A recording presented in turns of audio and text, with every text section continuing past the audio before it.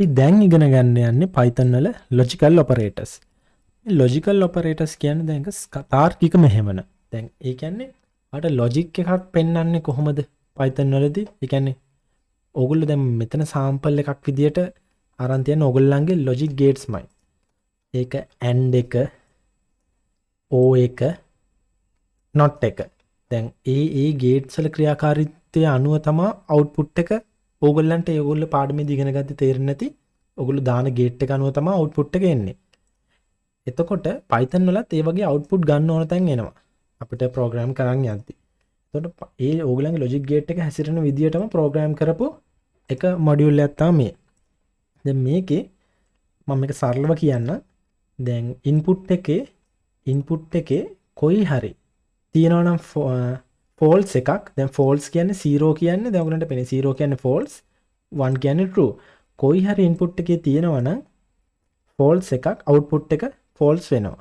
දැන් මේක output එක true වෙලා තියෙනවා. හේතුව කොයිවත් false එකක් නැහැ. දැන් අපි නිකන් program එකට ලියලා බලුවොත් print true and true කියලා දැන් මට output එක විදියට මේක දෙන්න ඕනේ true මයි. මොකද මම මේක තමයි program කරලා තියන්නේ මෙතන.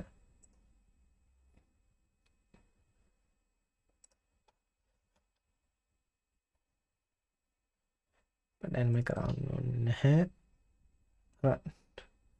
true මයි දෙන්නේ. දැන් මම මේකතන වෙනස් කරනවා මේක false කියලා. මෙතනදී ඒක වෙනස් කරොත් මට false කියලා එන්නේ. මම මේ රන් කරලා තියන්නේ මෙන්න මෙතන එක. දැන් ඔයගොල්ලන්ටත් ඔයගොල්ලන්ගේ මේ වගේ samples try කරලා බලන්න පුළුවන් අනිත් ඒවට මේකට.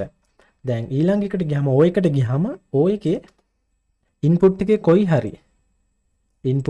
කොයි හරි තියෙනවා නම් true කියලා true කියන්නේ 1 කියලා තියෙනවා නම් output එක 1 කොහොමද දෙනවා? කියන්නේ 1 කියලාවත් නැති ඒවල විතරයි output එක false කියලා දෙන්නේ මේ වගේ. දැන් මේක මම print කරලා දැන් මේක comment කරනවා මෙතන.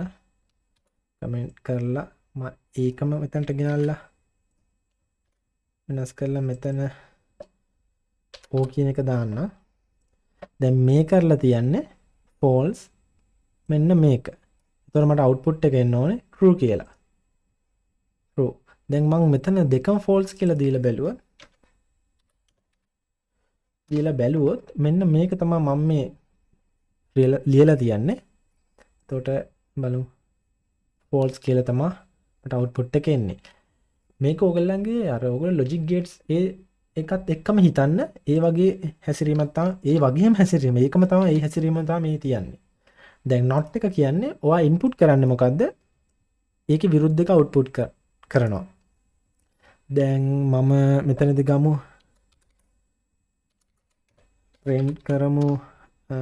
මෙතන print කරමු මම කියනවා not false කියලා. not false කියන්නේ true. දැන් මෙතන true කියලා ගමු false.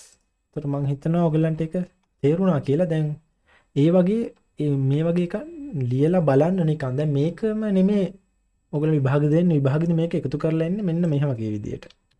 ඔයගලන්ට ප්‍රැක්ටිස් කරන්න එන්නේ. දැන් අපි කලින් ඉගෙන ගත්තනේ comparison operators.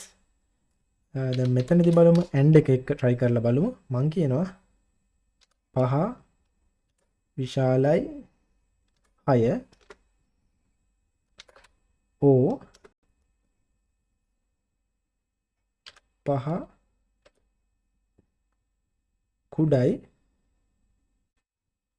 6. දැන් මේක ඔයගොල්ලෝ දැක්කම තියෙනවා 5 විශාල නැහැ 6ට වඩා. හැබැයි මේක 5 කුඩයි 6ට වඩා. ඒක දැන් මේක true. මේක false. දැන් මේ o එකක් දාලා තියෙන හින්දා අපි මෙතන o එකක් නේ දාලා තියන්නේ. ඒ හින්දා මට output එක එන්නේ true කියලාම තමයි. true.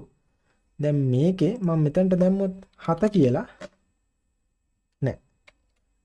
7 නෙමෙයි. අපි මේක කරමු n එකක්. දැන් මේකේ එකයිනේ මේක විතරනේ true.